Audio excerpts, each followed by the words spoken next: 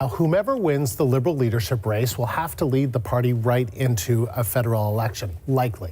So where do each of the parties stand? For that, I want to bring in Frank Graves. He's the president and founder of Ekos Research Associates, and he's joining us live from Ottawa. So Frank, thank you very much for taking the time to talk to us. So where does the race stand right now, according to your polling?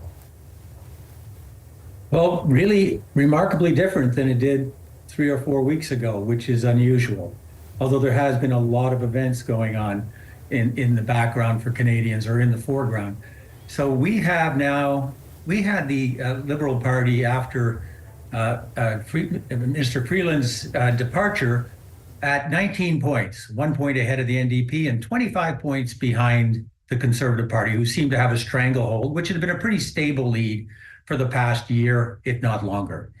Since then, we saw gradual movements back to the Liberals, which then picked up a little bit after Mr. Trudeau announced his resignation. But then last Monday, I saw really some dramatic shifts, with the lead, which had been 16 points, dropping from 25 points at around 10 or 11 points. I woke up in the middle of the night receiving these numbers and go, oh my God, what does this mean? And that number persisted with rock stability for a full week, and then started coming down further. And in our roll-up of our poll last night, which would summarize 1,100 cases captured in the last 4 days, so very recent, large, good sample, that lead had shrunk to 3.8%, which is astonishing, really. It's very rare that in a long career, looking at polling, that I have seen those kinds of dramatic and clear patterns in the Canadian electorate. And it obviously changes the entire strategic framing. It'd be interesting to talk about why we think those dramatic changes have occurred. But the most important point is we think they're real, they're very stable, and this is a kind of, looks like a game changer in what looked like it was going to be. It's interesting. I'm going to get to your poll versus other polls as well, because they tell a different story. But let's stick with your polling for now, because that is, as you say, such a huge turnaround for the Liberals. And in your own polling, that 25-point gulf between them and the Conservatives right after Chrystia Freeland resigned. And so now to just a few points. I mean, this is certainly astonishing. What do you think is driving this? Well, when I analyze this, and I can look at some patterns to try and understand where the movements have gone, I think there's at least 4 factors at play. One is Mr. Trudeau, who had been the lightning rod and the obvious impediment for a lot of Liberal voters to stick with the party, announced he was leaving. So that allowed people to think about other options. It then appeared, and the last Monday date was interesting, but it was coincidental with the coming out of Mr. Carney, the Daily Show, which had a lot of buzz and so forth. And I think that was part of a factor. It might have been other leadership contenders, but I think that was pretty critical.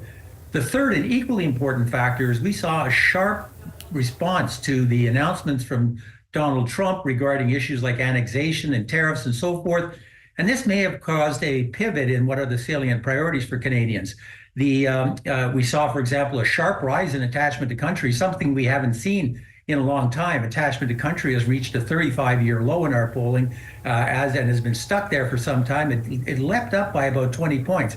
And a lot of the people who are returning to the Conservative Party are those who feel most strongly about national identity and a strong response here. And then the final point, I think, is that Mr. Poilievre, who'd run a very disciplined and effective campaign focused on Mr. Trudeau, is the source of why Canada is broken, and it's going to be an election about the carbon tax. Well, neither of those things seem to be true to a lot of voters as well. So I think he hasn't pivoted yet.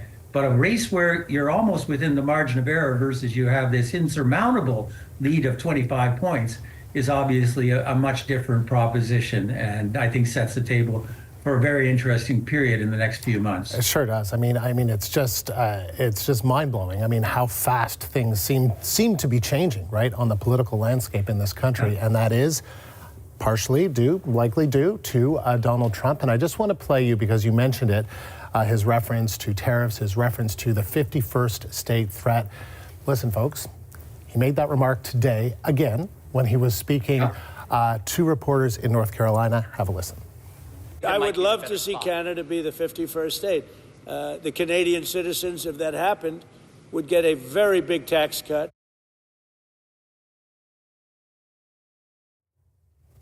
Okay, so there you go. So he said it again, and then he went on to say, well, and he also talked, he's repeated the line kind of that if we didn't subsidize you, he's conflating subsidy with a trade deficit. There is a trade deficit, but it's not anywhere near as high as what he says, but that's just, a little fact checking there.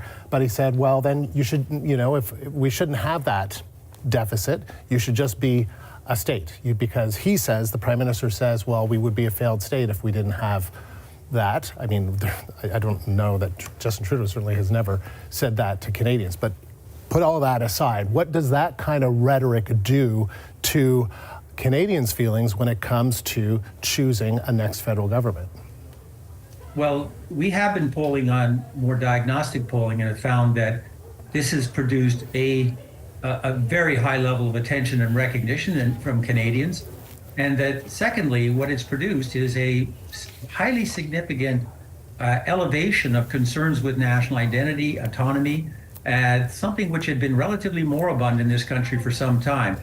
It also appears that that particular set of anxieties and concerns may play better for progressive center-left governments than it does for Mr. Poilievre, because in fact, in the core, a lot of his core constituents, although they may well be, Canadian, nationalists, they're much more tepid and divided on some of these issues, and are considerably less likely to be alarmed by the prospect that if we came to the 51st state, that would be just awful. So I think this as well is really disrupted what had been a pretty placid, even political landscape, voter landscape. Okay, I want to ask you about the different regions. Like, where are you seeing this change? Because it must be coming in some populous regions to see such a dramatic turnaround, right? So where are you seeing some of that? Yeah, and that might be an even more important question, because I think if we look at this in terms of the prospects for electoral outcomes, seats and so forth, the changes are really more dramatic when you look at them at the regional level. Mr. Poilievre has a stranglehold over Alberta and Saskatchewan, 60, 70%. He'd win all those seats twice, but you can only win them once. What we've seen in Ontario is a dramatic shift, largely produced by Liberal voters who had defected to the Conservatives out of antipathy to Mr. Trudeau or concerns for regime fatigue. They are now coming back, and the Liberals are now either tied or slightly ahead. I'm going to say they're tied in Ontario, but that's a 20-point elevation from a few months ago, and that's critical, particularly if they're strong in a lot of their traditional urban centers. That's a lot of seats. They're also now have moved up in Quebec, which is really surprising because they were out of the picture, but they're now within a couple of points of the bloc who've actually gone down, and they're looking very strong in Atlantic. So, and they may even be seeing a slight rise in British Columbia. So a very different pattern of regional differences, which are very auspicious for, at this point, a Liberal recovery. Listen, okay.